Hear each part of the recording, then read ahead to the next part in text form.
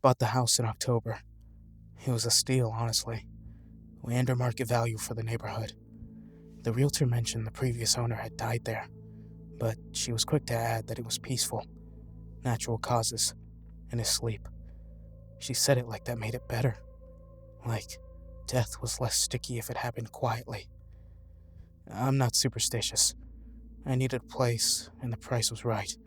Plus, dead people don't bother me. Living people, though, they've been bothering me plenty. Someone had been stealing packages off my porch, twice in the first month. I work from home, and I swear I'd hear the delivery truck, but by the time I got to the door, the box would be gone. So, I did what everyone does. I bought a Ring doorbell. Installation was easy. Synced it to my phone, set up the motion zones, cranked the sensitivity way up high. That night, I felt safer than I had since moving in. Pretty funny, huh? How a little camera can make you feel like you've got control over things. The first alert came at 3:17 a.m. I woke up to my phone buzzing on the nightstand. Groggily, I opened the app, expecting to see a raccoon, or maybe a cat. The footage loaded slowly, buffering in that annoying way that it does. Then, I saw them. A person, standing directly in front of my door, facing the camera, perfectly still. My first thought that it was some drunk who'd wandered to the wrong house, but something about the way they stood there made my skin prickle. They weren't swaying or looking around confused. They were just standing, staring directly into the lens. I squinted at my phone screen, trying to make out details in the grainy night vision footage. The person was tall, wearing what looked like a coat or a robe. But their face, something was off about their face. Their eyes were too far apart. Not grotesquely so, but enough that my brain kept trying to correct what I was seeing. And their mouth was stretched in this wide smile that didn't move, didn't shift, just frozen there. I held my breath and watched. The figure didn't knock, didn't move at all, except for the occasional blink. Slow, deliberate blinks that somehow made everything worse. 6 minutes. I timed it. 6 minutes of standing there before they turned, smoothly, mechanically, and walked out of frame with perfectly normal human steps. I didn't sleep the rest of that night. The next day, I convinced myself I'd been half asleep, and that the footage looked weird because of the night vision, that my imagination had filled in the rest. I didn't tell anyone. What would I even say? But I checked that footage obsessively, watched it frame by frame. That face was wrong. I couldn't articulate how, but something was wrong. Night 2, the alert came at 2:53 a.m. It was a different person. This one was shorter, stockier, but their face, God, their face looked like it had melted and reset wrong. Features in almost the right places, but not quite, like a reflection in a funhouse mirror that had been flattened back out. This one knocked. I heard it through the house, steady, patient knocking, not urgent or aggressive, just persistent. Tap, tap, tap. Always the same rhythm, same interval. I crept to my bedroom door and listened. The knocking continued for 20 minutes before it stopped. When I checked the camera, they were gone. I called in sick to work the next day and went to the hardware store. Bought additional locks, a security bar for the door, motion sensor lights for the porch. The kid at the checkout asked if I was okay. I guess I looked as bad as I felt. Night 3, they came in a group. 4 of them, standing in a semicircle in front of my door. They were having a conversation. I could see their bodies turning toward each other, gesturing, but their mouths didn't move right. The lips would shift, but not sync with what must have been words.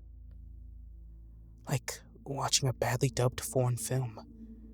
One of them pointed directly at the camera, at me. I dropped my phone. When I picked it back up, they were all staring at the lens, all 4 of those wrong faces looking directly at me through the screen. I wanted to scream, but my throat had closed up. They left after an hour. I spent the next day researching. I found forums about the paranormal, Reddit threads about shadow people and dimensional rifts. I posted my own thread with screenshots, asking if anyone knew what this was. Most responses were jokes or accusations of faking. One person messaged me privately. "Stop watching. They know when you're looking." I didn't stop watching. Night 4, 3:47 a.m. Just one this time. They looked almost normal at first glance. Human proportions, regular features. I actually felt relief for a split second. Then, they tilted their head to look at something off camera, and their neck bent completely wrong, like it had an extra joint in the middle. When they straightened back up, their head rotated just slightly too far, stopping at an angle that should have been impossible. I didn't sleep at all that night. I just sat in my living room with every light on and a kitchen knife on my lap, watching the camera feed until the sun came up. I saw my neighbor that morning, Mr. Reeves from 2 doors down, elderly guy who always waved when he was getting his mail. I almost ran to him, almost told him everything. But when I opened my mouth, nothing came out. How do you explain this without sounding insane? He asked if I was settling in okay. I said yes. He asked if I ever needed anything, just to knock. He's a nice guy. We talked for maybe 5 minutes before I went back inside. That night, night 5, changed everything. The alert came at 2:47 a.m. I grabbed my phone immediately, my heart already racing before I even looked at the screen. Mr. Reeves was on my porch. He was in his pajamas, thin striped cotton that hung loose on his frame. And he was crying. I could see the tears on his cheeks, even in this grainy footage. His mouth was moving, forming words I couldn't hear through the silent video. "Please," he was mouthing. "Please, please, please." Behind him, gripping his shoulder with one pale hand, was one of them. This one was tall, maybe 7 feet. Its face was stretched vertically, elongated like someone had grabbed it by the chin and crown and pulled. Too many teeth visible in its too wide mouth. But the worst part was its expression. It looked patient, almost gentle, like a parent helping a kid.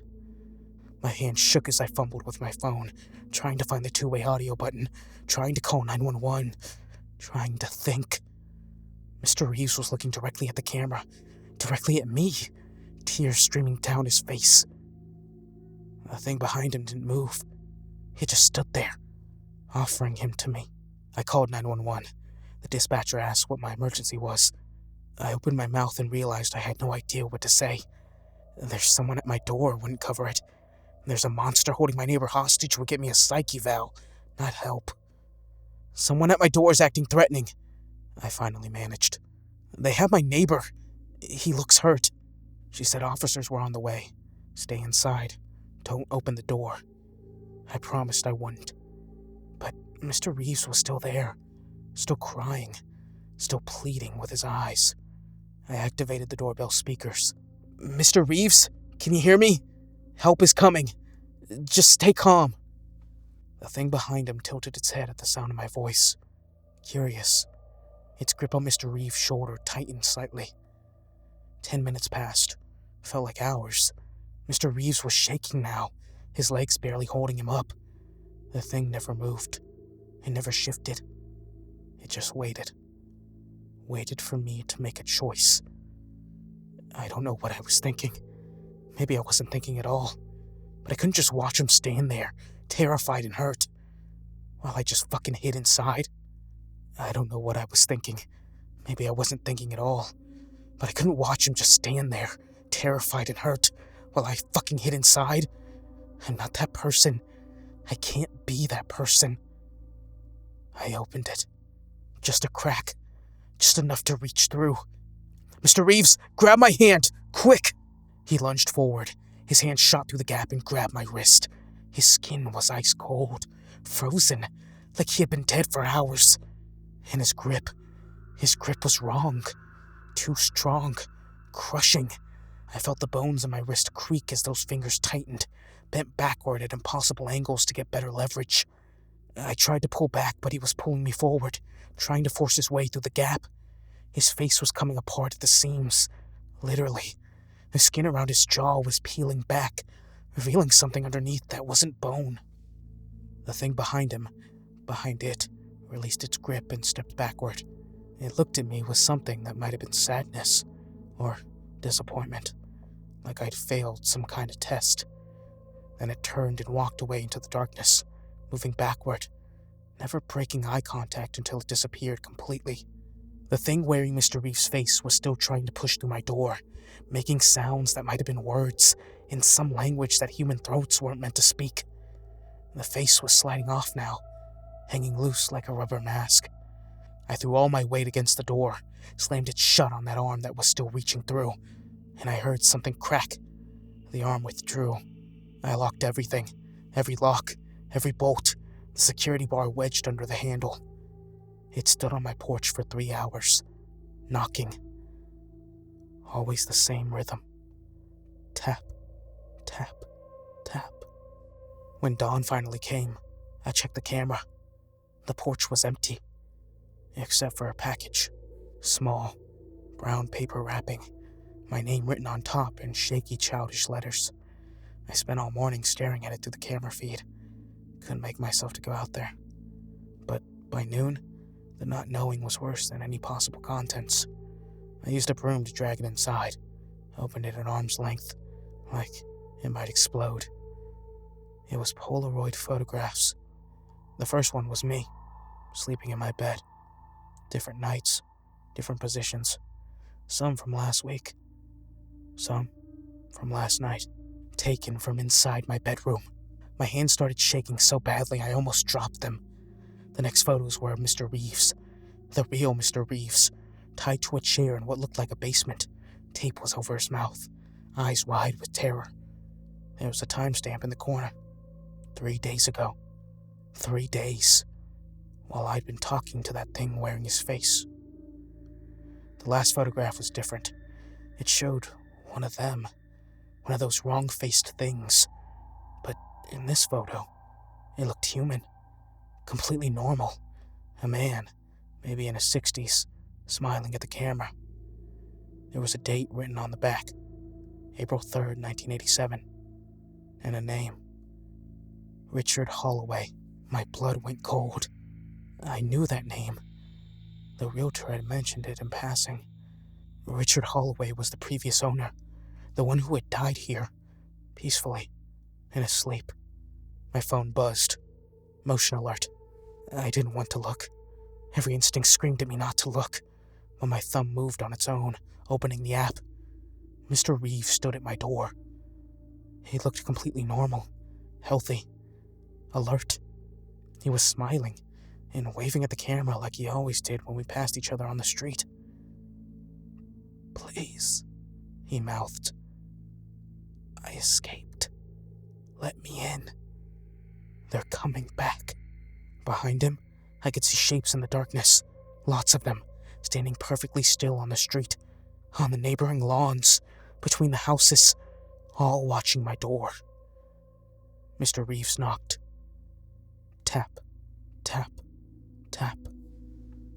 That was 4 hours ago. He's still out there. They're all still out there. The real police never came. I'm not sure I actually called them, or if that memory is even mine anymore. I can see more photographs scattered on my porch now. I think they've been leaving them all day. One is face up. From here, through the camera, I can just barely make it out. It's me, standing at someone else's door. My face doesn't look quite right. I don't know what happens if I don't let them in. I don't know what happens if I do. But the knocking continues. Tap, tap, tap. And I'm so tired of being afraid.